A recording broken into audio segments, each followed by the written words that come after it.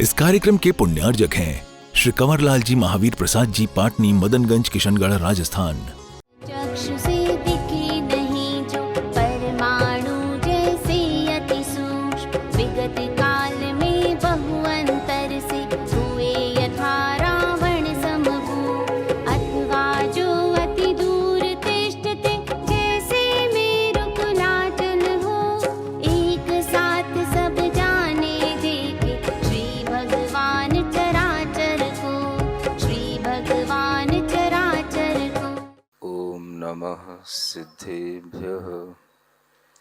ओम नमः सिद्धेभ्यः। ओम नमः सिद्धेभ्यः।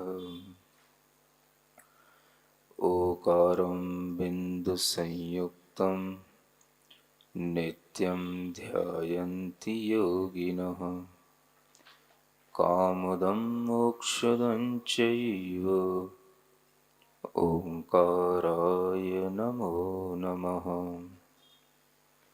अरहमित्यक्षरं ब्रह्म वाचकं परमेष्ठिनः, सिद्धचक्रस्य सद्बीजं सर्वतः प्रणमाम्यहम्।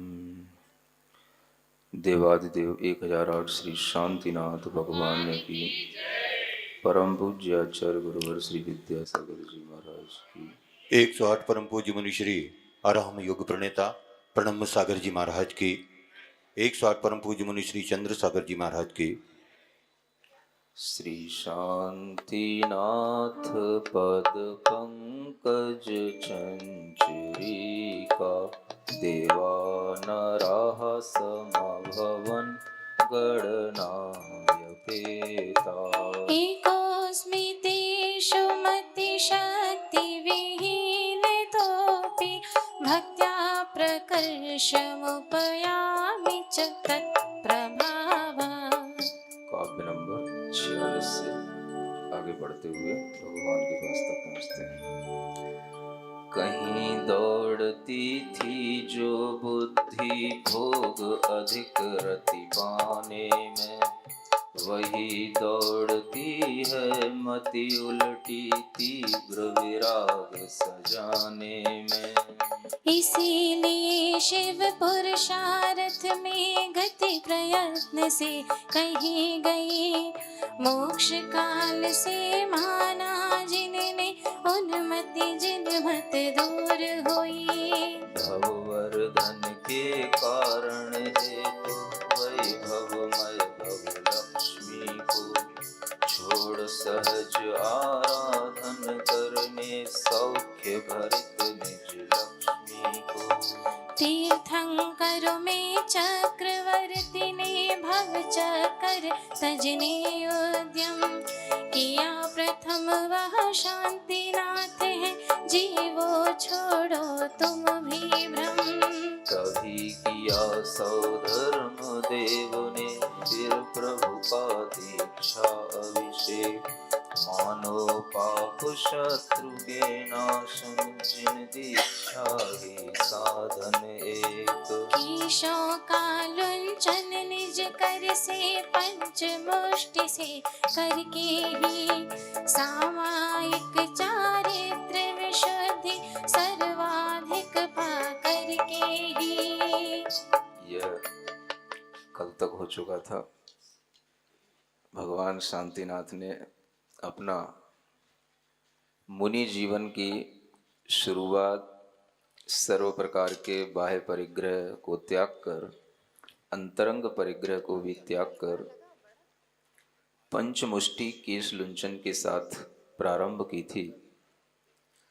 और उसके बाद में वह सामायिक चारित्र की विशुद्धियों को प्राप्त होते हुए अपनी आत्मा में आनंदित होने लग जाते हैं। उनके आनंद से, उनकी विशुद्धि के परिणामों से उनके भीतर बहुत कुछ अद्भुत सा प्रकट होने लग जाता है। कुछ यहाँ पर लिखा हुआ है और कुछ आपको समझाया जा सकता है। जो वह अनुभव कर रहे हैं, जो वह भीतर अपने आप में प्राप्त कर रहे हैं, वह क्या है, और उन्हें इतना सब कुछ त्याग करने के उपरांत क्या उपलब्ध होता है, इसके बारे में भी हम थोड़ी सी जानकारी इस काव्य नंबर 49 के माध्यम से समझ सकते हैं। सूतम विशुद्ध परिणाम वशात् तुरीयम् सुतं विशुद्ध परिणाम वशात् तुरीयम् ज्ञानं विवर्धित निजात्म तपोभिषक्त्या ज्ञानं विवर्धित निजात्म तपोभिषक्त्या नानाविधर्धि विभवैः सह भूषितात्मा नानाविधिर्विभवैः सविशोषितात्मा मुक्त्यङ्गना विवहनाय वरो विभाति मुक्त्यङ्गना विवहनाय वरो विभाति। उन विशुद्ध परिणामों से ही चौथा ज्ञान प्रसूत हुआ, बढ़ी हुई निज आत्म तप की शक्ति से चित्तूत हुआ। फिर अनेक विधि रिद्धि वैभव से भूषित वह जीव महा, मानो मुक्ति वधु को वरने वरोत्तम तैयार वहाँ। उन विशुद्ध परिणामों से ही चौथा ज्ञान प्रसूत हुआ। आत्मा अपने अंदर जो ज्ञान का भंडार, ज्ञान का साम्राज्य लिए हुए है, उस ज्ञान साम्राज्य को प्राप्त करने के लिए ही बाहरी जगत का यह साम्राज्य छोड़ा जाता है। और उस बाहरी जगत के उस वैभव को, उस साम्राज्य को छोड़ने के बाद जिन्होंने अपनी चारित्र की विशुद्धि से तुरंत ही एक अंतर मुहूर्त के अंदर ही एक ऐसा ज्ञान प्रकट कर लिया, जो ज्ञान बड़ी बड़ी रिद्धियों के साथ ही होता है, विशिष्ट मुनि महाराजों को ही होता है, और जो ज्ञान दूसरे के मन की बातों को भी बहुत दूर दूर तक जान सकता है, ऐसे ज्ञान को मनः पर्यय ज्ञान कहा जाता है। अभी तक हम उन भगवान के लिए 3 प्रकार के ज्ञान कहते आए। वह गर्भ से ही मति ज्ञान, श्रुत ज्ञान और अवधि ज्ञान को धारण करने वाले थे। दीक्षा के उपरांत जब वह अपनी आत्मा की विशुद्धि को बढ़ाते हैं, मोह का अभाव होने पर, कल्मशताओं का अभाव होने पर, कसायों का अभाव होने पर, जिसे हम जन्म जन्म की मैली चादर कहते हैं, वह चादर को शुद्ध करने का, उस चादर को धोने का अगर कोई एकमात्र उपाय है तो वह है चारित्र की प्राप्ति करना। दिगंबरत्व दीक्षा को धारण करने का मतलब है उत्कृष्ट चारित्र से सुशोभित होना। और वह उस उत्कृष्ट चारित्र से जब शोभा को प्राप्त हुए तो वह अपने ही आनंद में अपने मन को अपनी आत्मा में इतना निमग्न कर लिए कि जो उनके अंदर एक भाव था कि मैंने इतना लंबा समय खोया है, आज मुझे कुछ मिला है तो मैं उसको पा रहा हूं, और उसको पाने के लिए ही मानो उनने आंखें बंद कर लीं। कोई भी परिवार के लोग, कोई भी साथी संगी बंधु बांधव जो उनके आसपास खड़े थे, किसी के लिए उन्होंने कुछ नहीं कहा। जो कुछ कहना था वो उसी समय पर कह आए थे जब वो राजमहल से बाहर निकलने वाले थे। जिनके लिए जो संबोधन देना था, जो उचित कार्य करना था, वो सब उसी समय कराए थे। और उसके बाद में जब वह पालकी पर सवार होकर के जब वह अपनी दीक्षा वन तक पहुंचते हैं, और वहां पर जब वह स्वयं अपने ही द्वारा स्वयं दीक्षित होते हैं। किसी के लिए वह अपना गुरु नहीं मानते, इसीलिए वो स्वयंभू होते हैं। वह किसी और के लिए अपना किसी भी तरह का, कोई हमें ज्ञान दे सकता है, कोई हमें शिक्षा दे सकता है, कोई हमें दीक्षा दे सकता है, ऐसा कोई भाव उनके अंदर नहीं रहता। आत्मा एव आत्मनः गुरु, आत्मा ही आत्मा का गुरु है, ऐसा विचार करके वह केवल और केवल सिद्ध परमेष्ठियों का स्मरण करते हैं, अरिहंतों का भी नहीं करते हैं। इतनी उत्कृष्ट उनके अंदर चारित्र की विशुद्धियां होती हैं, और ये विशुद्धियां कसाय के कारण से नहीं होती, कसाय के अभाव के कारण से होती हैं। कोई दूसरा उनकी नकल करे तो वो भी ऐसा सोच सकता है, मुझे भी किसी को गुरु नहीं बनाना, मुझे भी किसी अरिहंत आचार्य उपाध्याय साधु को प्रणाम नहीं करना, मैं भी तीर्थंकर की तरह तीर्थंकर के मार्ग पर चलूंगा, मैं भी केवल सिद्धों का ध्यान करने के लिए स्वयं दीक्षा लेकर के सिद्ध भगवान बनूंगा। ये उसका अहंकार कहलाएगा, उसकी कसाय कहलाएगी। विचित्रता है, हम ये समझने की कोशिश करें कि जो काम स्वयं में स्वयं के द्वारा प्राप्त होने की सक्षमता के माध्यम से होता है, वह सहजता में होने वाला कार्य होता है, और उस कार्य को करने के लिए जिस तरह से तीर्थंकर अग्रसर होते हैं, वैसा कोई सामान्य जन करे तो वो हंसी का पात्र बनता है। यह कार्य केवल और केवल तीर्थंकरों के लिए होता है और उन्हीं को शोभा देता है।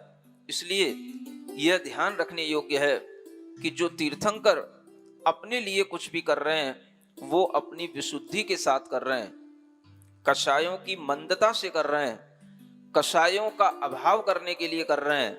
लेकिन अगर सामान्य व्यक्ति इसी तरह की कोई नकल करेगा, कुछ करेगा, तो उसकी वह अहंकार कहलाएगा, उसकी वह कषाय कहलाएगी, क्योंकि उसे बोध नहीं है, वह उसके योग्य नहीं है कि वह क्या करना चाहिए और वो क्या कर रहा है।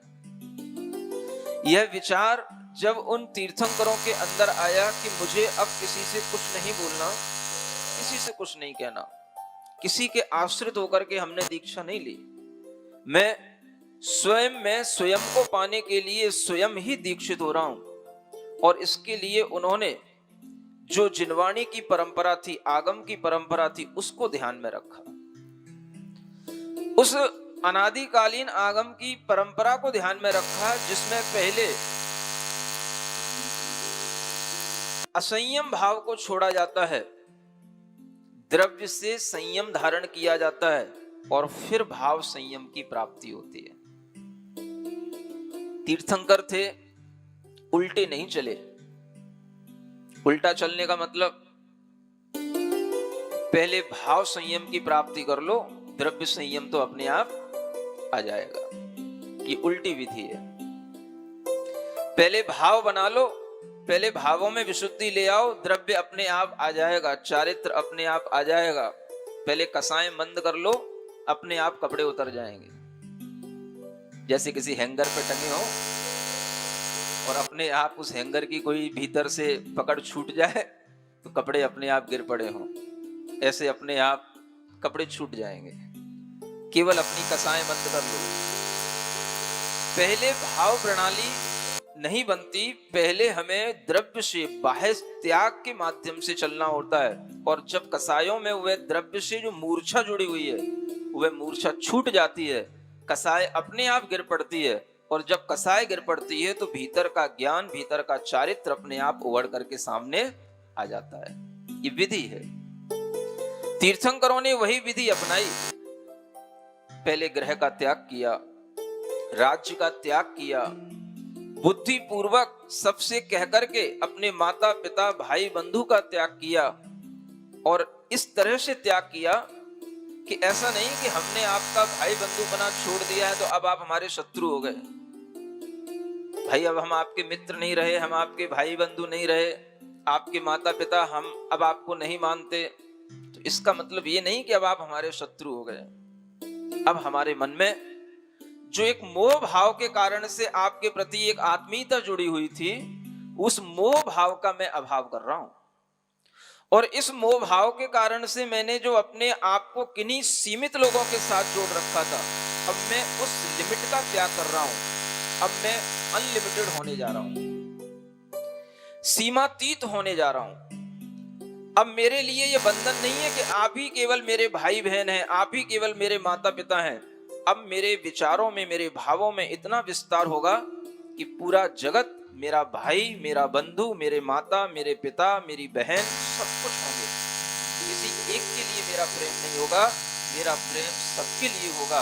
और ऐसा विचार करके, सबको समझा करके जब वह दीक्षा वन में पहुंच जाते हैं, और उस दीक्षा वन में भी जो उनके ऊपर वस्त्र होते हैं, आभूषण होते हैं, तरह तरह से इंद्र ने उनको सजाया था।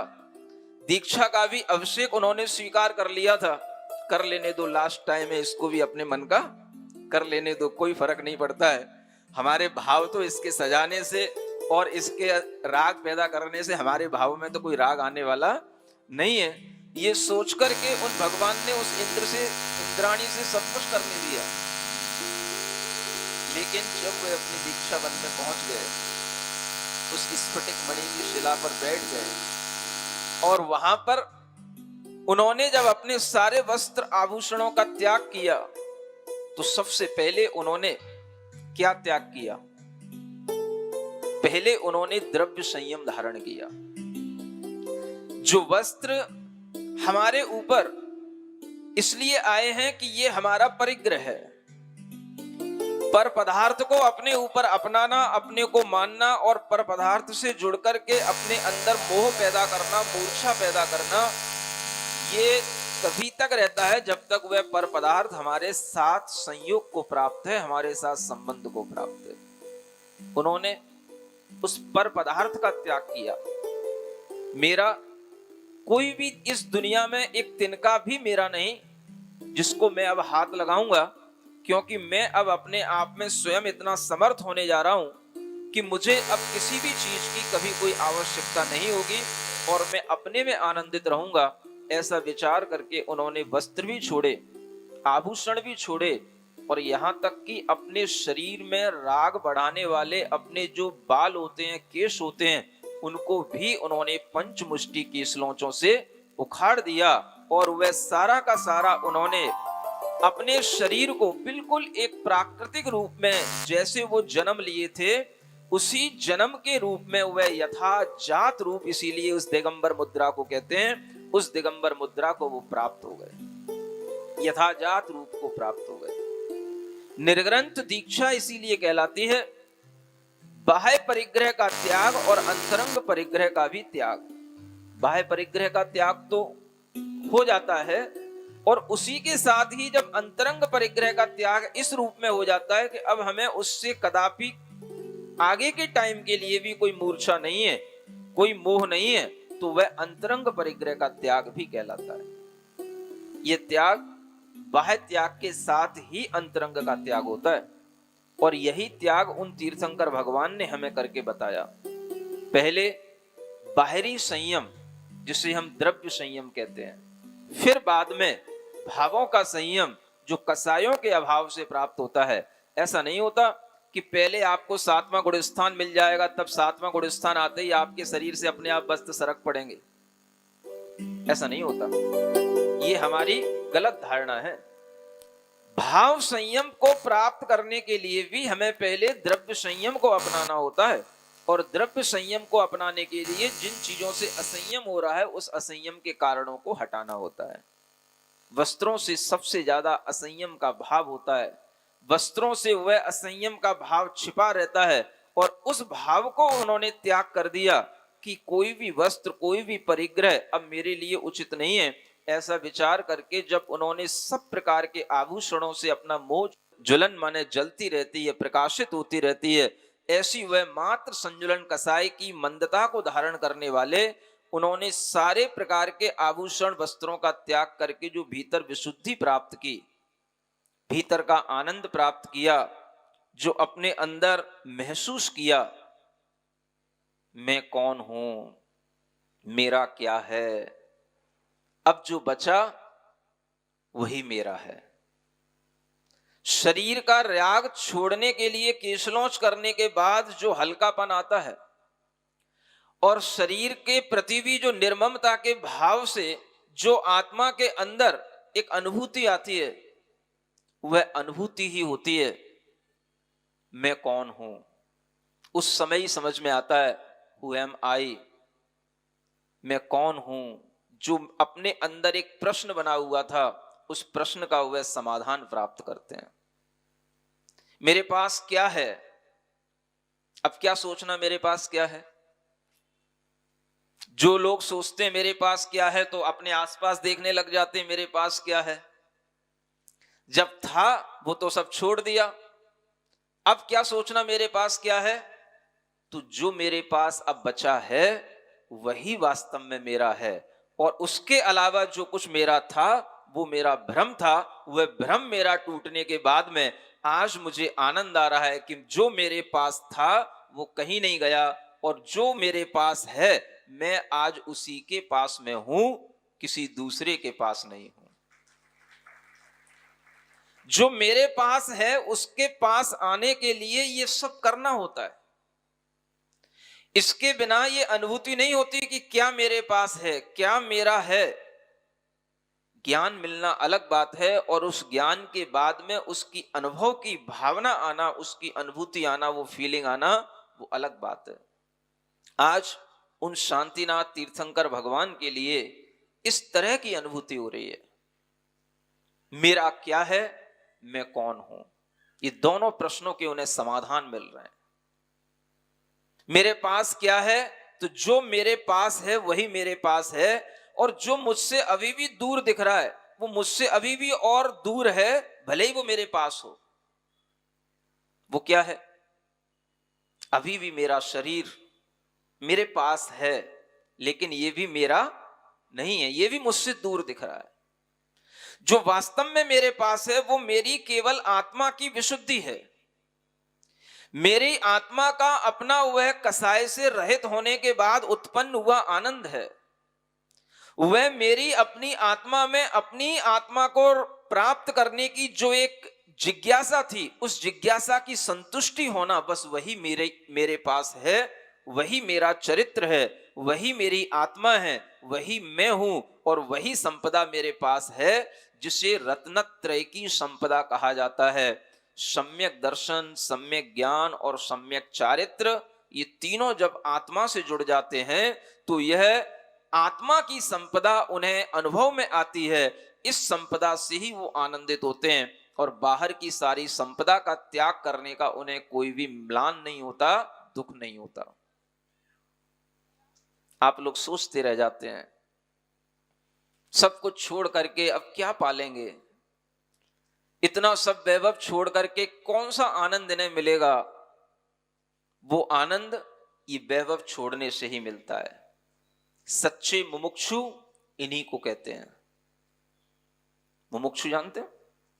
सुन तो रखा होगा, सुन तो सब रखा होता है, जानते भले ही कुछ ना हो, सुन तो सब लेते हैं।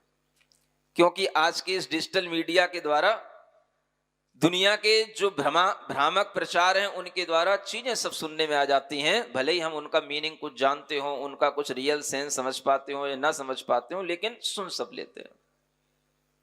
मुमुक्षु क्या बोलते हैं?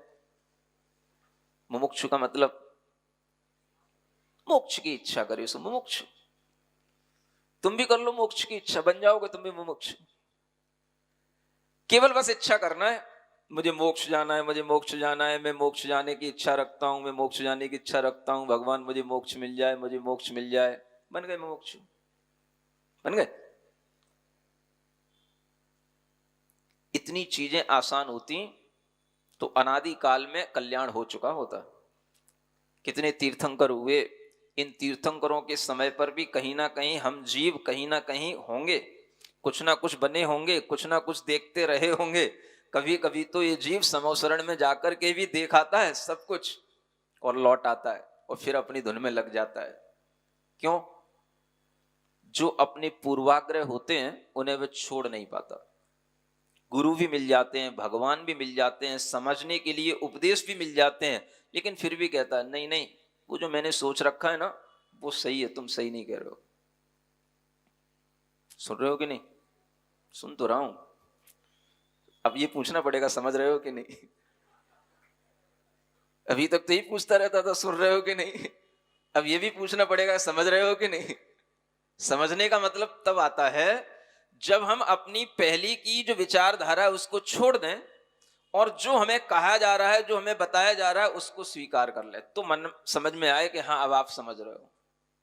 समझोगे? कुछ बताऊं? यही बता देता हूं। मुमुक्षु किसे कहते हैं? केवल नाम रख लेने से मुमुक्षु हो जाते हैं, टाइटल लगाने से मुमुक्षु हो जाते हैं, कोई मंडल बना लेने से मुमुक्षु हो जाते हैं, कोई ग्रुप बना लेने से मुमुक्षु बन जाते हैं, या किसी तरह के कोई विशिष्ट स्वाध्याय करने से मुमुक्षु बन जाते हैं? बताओ। ये परिभाषाएं मुमुक्षुओं की क्या? जो परिभाषाएं मुमुक्षुओं की आचार्यों ने बनाई हैं, उन परिभाषाओं पर हमारा ध्यान क्यों नहीं जाता? आचार्य समंतभद्र जैसे महाराज, ईसा की तृतीय शताब्दी में होने वाले महाराज, बहुत दार्शनिक न्याय शास्त्र के वेत्ता और बहुत जिनेंद्र भगवान की भक्ति रखने वाले परम सम्यक दृष्टि ऐसी मुनियों के द्वारा जो बात कही गई है उसे हमें ध्यान में रखना चाहिए। क्या कहते हैं वो जानते हो? मोक्षु किसे कहते हैं? भगवान की भक्ति करते हुए वो कहते हैं, लक्ष्मी विभव सर्वस्वम मुमुक्षोश्चक्र लांछनम साम्राज्यम सार्वभौमम ते जरत्रण में वाभवत। ये स्वयंभू स्तोत्र की पंक्तियां भगवान अरनाथ की स्तुति करते हुए उन आचार्य महाराज ने लिखी हैं। लक्ष्मी विभव सर्वस्वम, चूंकि वो अरनाथ भगवान भी चक्रवर्ती हैं, तीर्थंकर हैं, कामदेव हैं, वो भी हैं, इसलिए उनकी भक्ति करते हुए कहते हैं, भगवान आपने इतना सारा लक्ष्मी, सारा वैभव, सार्वभौमम, जो आप सार्वभौम सबके अधिकारी बने हुए थे, साम्राज्य जो आपका पूरा आपके ही पास था, और ये सब आपने त्याग दिया। इस त्याग का नाम ही मुमुक्षुपना कहलाता है। उससे पहले मुमुक्षु नहीं कहा जाता। उन आचार्य समंतभद्र भगवान ने, महाराज ने उन भगवान के लिए मुमुक्षु कहा जब भगवान ने ये सब छोड़ा। मोक्तुम इच्छु मुमुक्षु कहा जाता है। जो मुक्ति की इच्छा करता हो, छोड़ने की इच्छा करता हो, और जिसने छोड़ने का विचार कर लिया है, उसे मुमुक्षु कहा जाता है। केवल हम मोक्ष की इच्छा है, मोक्ष की इच्छा है, मुमुक्षु बन गए। हमने सब परिभाषाएं बिगाड़ डाली, हमने अपने भाव भी नीचे गिरा लिए, शब्दों की गरमाएं भी नीचे गिरा डाली, और सारा का सारा हमने आचार्यों के अभिप्राय को भी मिटा डाला। लक्ष्मी विभव सर्वस्व मुमुक्षोश्चक्र लांछनम, यहां कहते हैं मुमुक्षु, हे भगवान आप मुमुक्षु हैं, जो आपने इतना बड़ा चक्र का जो चिन्ह था, चक्रवर्ती पने को सूचित करने वाला, जो दुनिया का वैभव आपके पास था, साम्राज्य था, सार्वभौम पना था, आप सबके पूरे एकमात्र नेता थे, साम्राज्यम सार्वभौमम, ये आपने कैसे छोड़ दिया? जरत तृण इव अभवत। आपसे कहा था ना एक दिन कि जो आचार्यों ने उपमाएं दी हैं, हमें वही उपमाएं देनी चाहिए। आचार्यों ने क्या उपमा दी है? चक्रवर्ती ने भी अपने चक्रवर्ती पने को छोड़ा, अपने सम्यक दर्शन के भाव से उन्होंने जब ये सारा साम्राज्य का त्याग किया, तो उस त्याग के पीछे उन्होंने क्या विचार किया? जरत तृण इव अभवत। हे भगवान आपको ये सब बिल्कुल जीर्ण शीर्ण तिनके की तरह सारहीन दिखाई दिया।